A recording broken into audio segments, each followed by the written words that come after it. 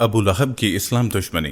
ناظرین گرامی، ابو لہب اسلام کے سب سے بڑے دشمنوں میں سے ایک تھا، یہی اس کی کنیت بھی تھی۔ اصل نام عبد العزیٰ بن عبد المطلب تھا۔ یہ شخص رشتے میں رسول اللہ صلی اللہ علیہ وسلم کا حقیقی چچا تھا۔ سب سے پہلے جب رسول اللہ نے قریش کو جمع کر کے اللہ کا پیام پہنچایا تو سب سے پہلے ابو لہب ہی نے تکذیب کی اور یہ کہا، اللہ تجھے ہلاک کرے، کیا ہم کو اسی لیے جمع کیا تھا؟ نعوذ باللہ۔ اس پر سورہ تبت یدا نازل ہوئی۔ حضور نبی کریم صلی اللہ علیہ وسلم کے اعلان نبوت پر آپ صلی اللہ علیہ وسلم کی مخالفت کرنے والا سب سے پہلا شخص حقیقی چچا ابو لہب ہی تھا۔ اس شخص نے ایک طرف تو آپ کی ولادت کی خوشی میں اپنی لونڈی صوبیہ کو آزاد کیا، لیکن دوسری طرف اعلان نبوت پر پہلی ہی دعوتی مجلس میں حضور نبی کریم صلی اللہ علیہ وسلم کی شان میں گستاخی کا ارتکاب بھی کیا، اور پھر اس کا سارا گھرانہ ہی پیغمبر اسلام کی شان اقدس میں گستاخیوں پر اتر آیا۔ پھر جب اللہ کی طرف سے رشتہ داروں اور قرابت داروں کو دین کی دعوت دینے کا حکم ہوا تو نبی کریم نے کوہ صفا پر چڑھ کر خاندان قریش کو آواز دینا شروع کی، اے بنی فہر، اے بنی عدی، یہاں تک کہ سب کے سب اکٹھے ہو گئے۔ حتیٰ کہ اگر کوئی آدمی خود نہیں جا سکتا تھا تو اس نے اپنا قاصد بھیج دیا کہ دیکھیں کیا معاملہ ہے۔ غرض سارے قریش جمع ہو گئے، ابو لہب بھی آ گیا۔ اس کے بعد آپ صلی اللہ علیہ وسلم نے فرمایا، تم لوگ یہ بتاؤ، اگر میں یہ خبر دوں کہ ادھر وادی میں شاہ سواروں کی ایک جماعت ہے جو تم پر حملہ آور ہونا چاہتی ہے تو کیا تم مجھے سچا مانو گے؟ لوگوں نے کہا، بے شک ہم نے آپ کو ہمیشہ سچا ہی پایا۔ لہذا آپ صلی اللہ علیہ وسلم نے فرمایا، اچھا تو میں تمہیں ایک سخت عذاب سے آگاہ کرنے کے لیے بھیجا گیا ہوں جو دشمن کے حملے سے کہیں زیادہ خطرناک ہے۔ اس پر ابو لہب نے کہا، تو غارت ہو، کیا تو نے ہمیں اس لیے جمع کیا ہے؟ اس پر سورہ تبت یدا ابی لہب نازل ہوئی کہ ابو لہب کے دونوں ہاتھ غارت ہوں اور وہ خود بھی غارت ہو۔ ناظرین، در حقیقت نبی کریم صلی اللہ علیہ وسلم کے بارے میں ابو لہب کا موقف روز اول ہی سے، جبکہ ابھی قریش نے اس طرح کی کوئی مخالفانہ بات سوچی بھی نہیں تھی، یہی رہا۔ بعض روایات میں یہ بھی مذکور ہے کہ اس نے کوہ صفا پر نبی کریم کو مارنے کے لیے ایک پتھر بھی اٹھا لیا تھا۔ اس طرح جب نبی کریم صلی اللہ علیہ وسلم کے دوسرے صاحبزادے عبداللہ کا انتقال ہوا تو ابو لہب اس قدر خوش ہوا کہ وہ دوڑتا ہوا اپنے رفقا کے پاس پہنچا اور انہیں یہ خبر سنائی کہ محمد صلی اللہ علیہ وسلم ابتر ہو گئے، نعوذ باللہ۔ مگر اللہ نے آپ صلی اللہ علیہ وسلم کے ذکر کو قیامت تک کے لیے بلند فرما دیا۔ قیامت تک حضور صلی اللہ علیہ وسلم کی تعریف بیان ہوتی رہے گی، آپ صلی اللہ علیہ وسلم پر درود و سلام بھیجا جاتا رہے گا، کیونکہ آسمانوں پر اللہ اور اس کے فرشتے آپ صلی اللہ علیہ وسلم پر درود و سلام بھیجتے ہیں۔ اللہ ہمیں بھی آپ پر درود و سلام بھیجنے کی توفیق عطا فرمائے، آمین۔ ناظرین، ایام حج میں بھی ابو لہب آپ صلی اللہ علیہ وسلم کے پیچھے لگا رہتا تھا۔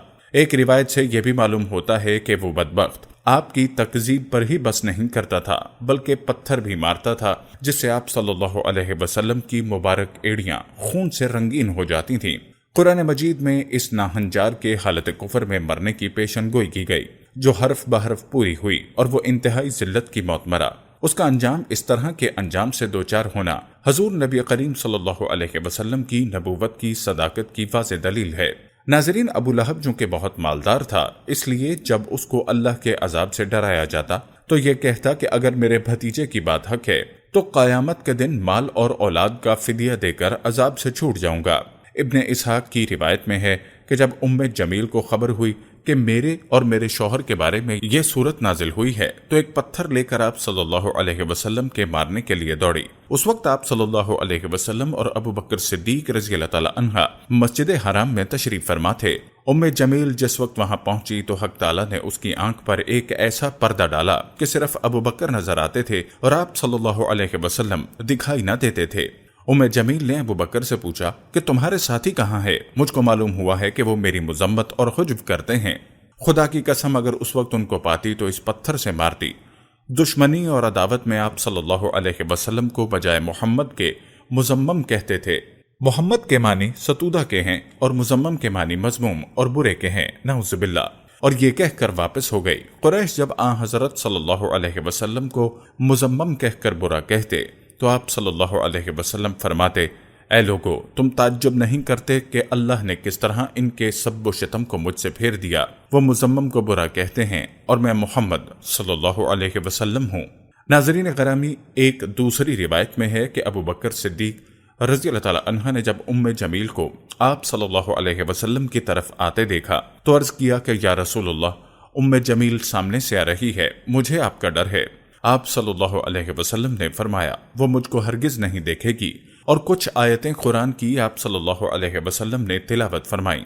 مسند بازار میں عبداللہ بن عباس سے بسناد حسن مروی ہے کہ جب جمیل نے ابو بکر رضی اللہ تعالی عنہ سے کہا تو ان کی تصدیق ہی کرنے والا ہے، جب جمیل چلی گئی تو ابو بکر نے کہا یا رسول اللہ، جمیل نے آپ کو دیکھا نہیں؟ آپ صلی اللہ علیہ وسلم نے فرمایا اس کے جانے تک ایک فرشتہ مجھ کو چھپائے رہا۔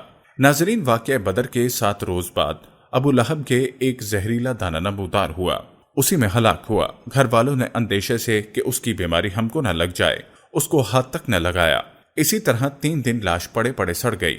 اہل خاندان نے عار اور بدنامی کے خیال سے چند حبشی مزدوروں کو بلا کر لاشا اٹھوایا۔ مزدوروں نے ایک گڑھا کھودا اور لکڑیوں سے دھکیل کر لاشے کو اس گڑھے میں ڈال دیا اور مٹی اور پتھروں سے اس کو بھر دیا۔ یہ تو دنیا کی ذلت اور رسوائی ہوئی، اور آخرت کی رسوائی کا پوچھنا ہی کیا۔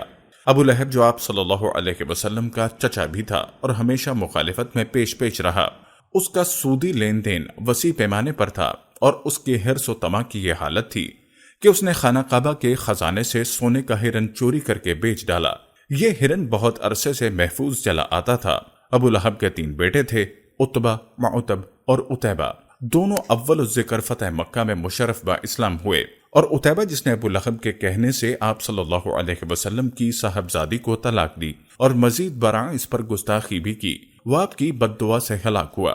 فتح مکہ کے دن آپ صلی اللہ علیہ وسلم نے اپنے چچا حضرت عباس رضی اللہ تعالی عنہ سے کہا تمہارے بھتیجے عتبہ اور معتب کہاں ہیں؟ کہیں نظر نہیں پڑتے۔ حضرت عباس رضی اللہ تعالی عنہ نے عرض کیا کہ یا رسول اللہ، بظاہر کہیں روپوش ہو گئے ہیں۔ آپ نے فرمایا کہ ان کو ڈھونڈ لاؤ۔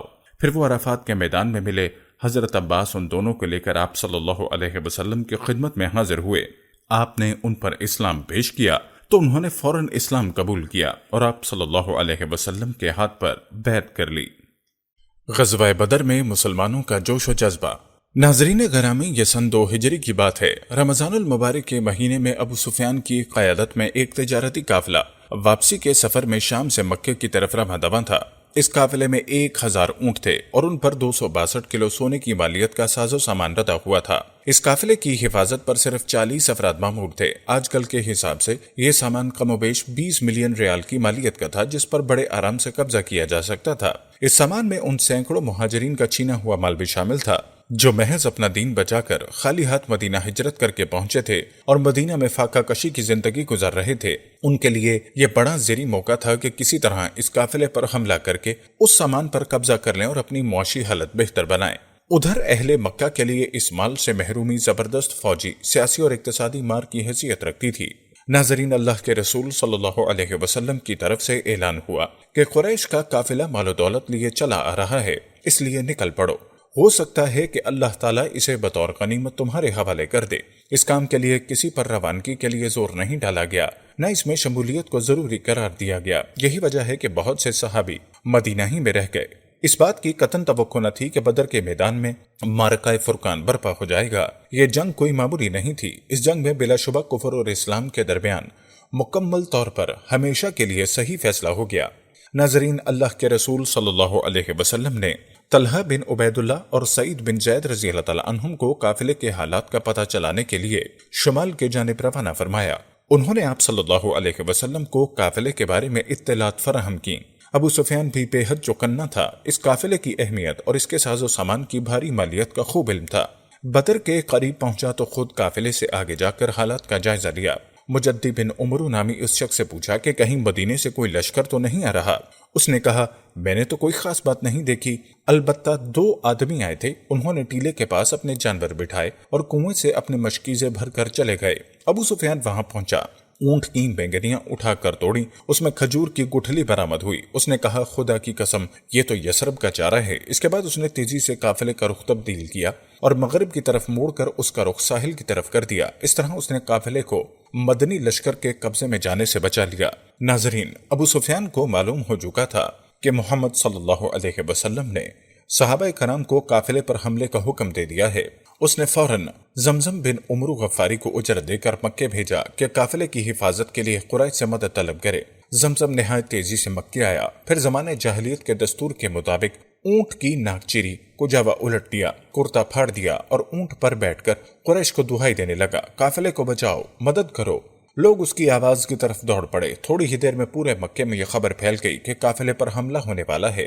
اب کیا تھا، سارے مکے سے ہر شخص جنگ کے لیے نکل آیا اور دوسروں کو بھی ترغیب دینے لگا، سوائے ابو لہب، کیونکہ اس نے اپنی جگہ اپنے ایک مکروز کو بھیج دیا۔ ارد گرد کے قبائل سے بھی مدد طلب کی گئی۔ پھر آنن فانن ابو جہل کی قیادت میں 1300 کی تعداد میں ایک لشکر جرار بدر کی طرف روانہ ہو گیا، جن کے پاس 100 گھوڑے اور 600 زریں تھیں۔ ناظرین، قریش کے 9 معزز افراد نے رسد کی ذمہ داری لی۔ قریش کا لشکر جحفہ پہنچا تو انہیں ابو سفیان کا پیغام موصول ہوا کہ قافلہ بچ نکلا ہے، لہذا تمہاری مدد کی کوئی ضرورت نہیں، واپس چلے جاؤ۔ لشکر نے واپسی کا ارادہ کیا تو ابو جہل نہایت تکبر سے کھڑا ہو کر کہنے لگا، خدا کی قسم، ہم ہرگز واپس نہیں جائیں گے، ہم بدر جائیں گے، وہاں 3 دن قیام کریں گے، اونٹ ذبح ہوں گے، لوگوں کو کھانا کھلائیں گے، شراب پلائیں گے، مغنیات گانے گائیں گی، سارے عرب کو ہماری طاقت کا علم ہوگا، پورے علاقے میں ہماری دھاک بیٹھ جائے گی۔ بنو زہرہ کے 300 افراد لشکر میں شامل تھے۔ بنو زہرہ کا حلیف اور اس کا سردار اخنس بن شریک بھی موجود تھا۔ اس نے ابو جہل کی مخالفت کی اور کہا، اب جب لڑائی کی کوئی وجہ ہی نہیں ہے تو ہمیں واپس جانا چاہیے۔ لوگوں نے اس کی بات نہ مانی تو وہ بنی زہرہ کے 300 افراد کو لے کر واپس چلا گیا۔ اس طرح اب قریش کے لشکر میں تعداد 1000 رہ گئی۔ بدر کے قریب پہنچ کر 5.5 میل لمبا اور 4 میل چوڑا وسیع ریگستانی میدان تھا، جس کے ارد گرد اونچے پہاڑ تھے۔ زمانہ جاہلیت میں یہاں بڑا میلہ لگتا تھا۔ ناظرین، دوسری جانب اللہ کے رسول صلی اللہ علیہ وسلم مدینہ منورہ سے مقابلے کے لیے نکلے تو صرف 313 سرفروش ساتھ تھے۔ ان میں کم سن بچے بھی شامل تھے۔ بے سر و سامانی کی حالت تھی۔ پورے اسلامی لشکر میں صرف 2 گھوڑے تھے، ایک حضرت زبیر بن عوام رضی اللہ تعالی عنہ اور دوسرا حضرت مقداد بن اسود رضی اللہ تعالی عنہ کے پاس 70 اونٹ تھے، جن پر باری باری سوار ہو کر یہ ننھا سا لشکر بدر کی طرف جا رہا تھا۔ لشکر میں مہاجرین کی تعداد 83 سے 86 تھی، باقی انصار تھے۔ ان میں 61 قبیلہ اوس سے اور 170 قبیلہ خزرج سے تعلق رکھتے تھے۔ غزوے کا کوئی خاص اہتمام تھا نہ تیاری۔ اس موقع پر مدینے کا انتظام پہلے حضرت ابن ام مکتوب رضی اللہ تعالی عنہ اور پھر حضرت ابو لبابہ بن منذر رضی اللہ تعالی عنہ کو سونپا گیا۔ مہاجرین کا جھنڈا حضرت علی بن ابی طالب رضی اللہ تعالی عنہ کے پاس اور انصار کا جھنڈا سعد بن معاذ رضی اللہ تعالی عنہ کے پاس تھا، اور اس لشکر کے سپہ سالار اعظم خود اللہ کے رسول تھے۔ ناظرین، ابھی آپ صلی اللہ علیہ وسلم بدر کے راستے ہی میں تھے کہ قافلے اور لشکر کو اطلاعات مل گئیں۔ آپ صلی اللہ علیہ وسلم نے یہ معلومات ملنے کے بعد حالات کا گہرائی سے جائزہ لیا۔ مسلمانوں کا لشکر ہر جنگ کے بہت چھوٹا تھا، سامان حرب بھی پاس نہ تھا، مگر آپ صلی اللہ علیہ وسلم نے ایک ایسا ناگزیر قدم اٹھانے کا فیصلہ کیا جو شاندار شجاعت و بصالت کا آئینہ دار تھا۔ آپ نے سربکف ہو کر کفر سے ٹکرانے کا فیصلہ کر لیا، کیونکہ اگر مکی لشکر کو اسی طرح چھوڑ دیا جاتا تو اس کی فوجی ساکھ کو بڑی قوت پہنچتی اور پورے علاقے میں اس کی دھاک بیٹھ جاتی، اور ابو جہل جیسے دشمن اسلام سے یہ بعید نہ تھا کہ وہ آگے بڑھ کر مدینے پر بھی حملہ کر دیتا۔ عزیز دوستو، اللہ کے رسول صلی اللہ علیہ وسلم بدر کی طرف تشریف لے جا رہے تھے۔ آپ نے راستے میں ہی اعلیٰ کمان کا اجلاس طلب فرمایا، اپنے ساتھیوں سے مشورہ کیا اور ان کی رائے لی۔ سبحان اللہ، آپ صلی اللہ علیہ وسلم کے ساتھی کتنے جانثار تھے۔ آپ کے ایک اشارے پر اپنی گردن کٹوانے کے لیے بےتاب رہتے۔ اس موقع پر مقداد بن عمرو رضی اللہ تعالی عنہ اٹھے۔ انہوں نے کہا کہ ہم موسیٰ علیہ السلام کی قوم کی طرح نہیں کہ ہم کہیں کہ تم اور تمہارا رب جاؤ اور لڑو، ہم یہیں بیٹھے ہیں، بلکہ ہم کہتے ہیں آپ اور آپ صلی اللہ علیہ وسلم کے پروردگار چلیں اور لڑیں، ہم بھی آپ کے ساتھ لڑیں گے۔ آپ نے ان کے لیے کلمہ خیر کہا اور دعا دی، پھر ارشاد ہوا کہ مشورہ دو۔ اشارہ شناس قدموں میں بیٹھ گئے، سمجھ گئے کہ اشارہ انصار کی طرف ہے۔ اب انصار کے پرجم بردار سعد بن معاذ رضی اللہ تعالی عنہ اٹھے، عرض کیا کہ میرے ماں باپ آپ پر قربان، کہیں اشارہ ہماری طرف تو نہیں؟ ارشاد ہوا ہاں۔ تو انہوں نے کہا آپ حکم دیں تو سمندر میں کود پڑیں، جس سے آپ لڑیں گے اس سے ہم بھی لڑیں گے۔ آپ صلی اللہ علیہ وسلم جس سے تعلق توڑ لیں ہم بھی اس سے تعلق توڑ لیں گے، جس سے تعلق استوار کریں گے اس سے ہم بھی جڑ جائیں گے۔ ہم ہر حال میں آپ کے ساتھ ہیں، ہمارے اموال اور ہماری جانیں آپ پر فدا ہیں۔ اگر آپ برق غماد کے علاقے تک چلیں تو ہم بھی آپ صلی اللہ علیہ وسلم کے ساتھ چلیں گے، ان کی تقریر سن کر اللہ کے رسول صلی اللہ علیہ وسلم کے دل میں خوشی کی لہر دوڑ گئی۔ یوں 313 افراد پر مشتمل یہ چھوٹا سا لشکر اپنے سے 3 گنا بڑے لشکر سے لڑنے کے لیے چل پڑا۔